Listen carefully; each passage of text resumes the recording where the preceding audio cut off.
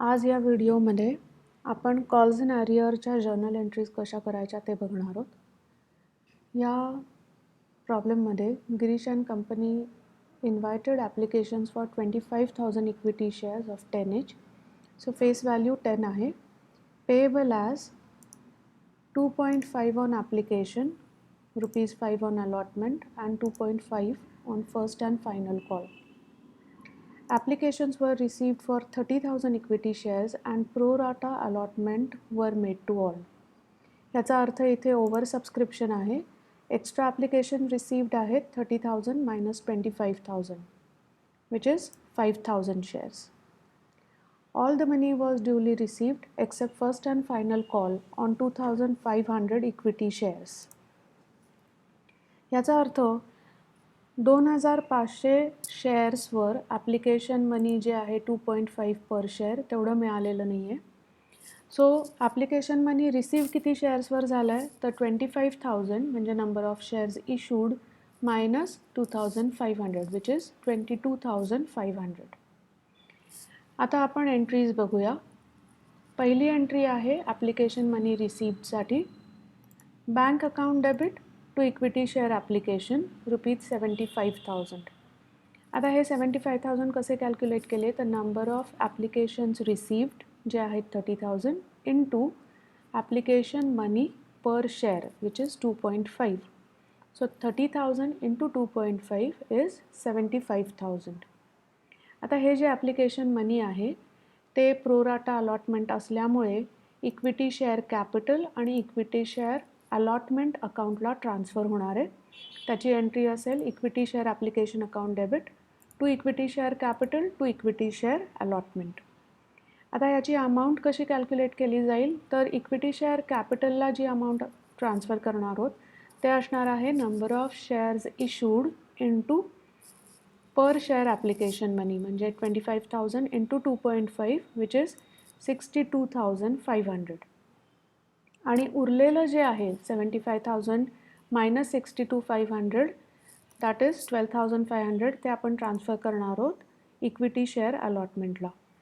याचं कॅल्क्युलेशन असणार आहे 5,000 शेअर्स जे एक्स्ट्रा तुम्हाला रिसीव्ह झालेत ते into application money per share 2.5. So it is 12,500. So तुम्ही हे कॅल्क्युलेट करून काढलं तरी चालणार आहे, नाही तर 75,000 मायनस 62,500 केलं तरी तुम्हाला तेच आन्सर इथे मिळणार आहे. त्यानंतरची एंट्री असणार आहे अलॉटमेंटची. Equity share allotment account debit to equity share capital ही एंट्री आहे अलॉटमेंट मनी ड्यूसाठी. इथे जी ही अमाऊंट आहे 1,25,000 ती कशी कॅल्क्युलेट करायची तर equity number of equity shares issued into per share allotment money. So 25,000 into 5 it is 1,25,000. त्याच्यानंतरची एंट्री असणार आहे इक्विटी शेअर अलॉटमेंट मनी रिसिव्डसाठी. आता या 1,25,000 पैकी 12,500 आपण ऑलरेडी रिसीव्ह केलेले आहेत शेअर ॲप्लिकेशनच्याच स्टेजमध्ये. सो इथे जेव्हा तुम्ही अमाऊंट रिसीव्ह करणार आहात तेव्हा ती असणार आहे 1,25,000 which is allotment money due minus 12,500 जे आपल्याला ॲप्लिकेशनमधून ट्रान्सफर केल्यामुळे ऑलरेडीच मिळालेले आहेत.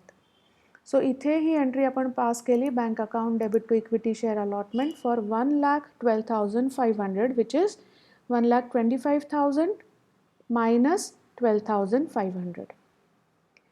आता नंतरची एंट्री आहे first and final call ड्यूसाठी.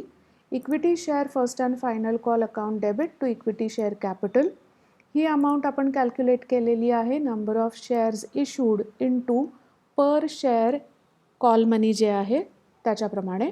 So 25,000 into 2.5 is 62,500. एवढं कॉल मनी ड्यू होतं पण सगळं मिळालेलं नाही आहे. सो त्याची एंट्री जेव्हा कॉल्स इन ॲरियर असेल तेव्हा कशी होणार आहे तर bank account debit calls in arrear account debit to equity share first and final call. ह्याच्या अमाऊंट्स कशा कॅल्क्युलेट होतात तर जेवढी अमाऊंट ड्यू आहे कॉल मनीची तीच आपण इथे लिहिलेली आहे which is 25,000 into 2.5.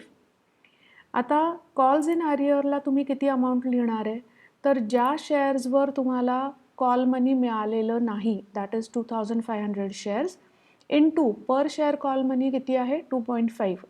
So 2500 into 2.5 is 6250. So ही अमाऊंट आपण दाखवणार आहोत कॉल्स इन ॲरियरला. आता जेवढे कॉल मनी तुम्हाला मिळालेलं आहे ते तुम्हाला बँक अकाउंटला दाखवायचं आहे. सो आपण मगाशीच इथे बघितलं की 25,000 शेअर्स पैकी 2500 शेअर्सवर कॉल मनी मिळालं नाही, म्हणजेच 22,500 शेअर्सवर कॉल मनी रिसीव्ह झालेलं आहे. सो इथे आपण कॅल्क्युलेशन केलं 22,500 इंटू 2.5 विच इज 56,250.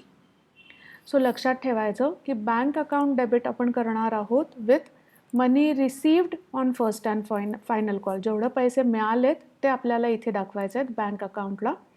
आणि कॉल्स इन ॲरियर आपण दाखवणार आहोत जेवढे पैसे तुम्हाला मिळालेले नाहीत कॉल मनीचे विच इज 2500 इंटू 2.5 ते आपण इथे कॉल्स इन ॲरियरला दाखवणार आहोत.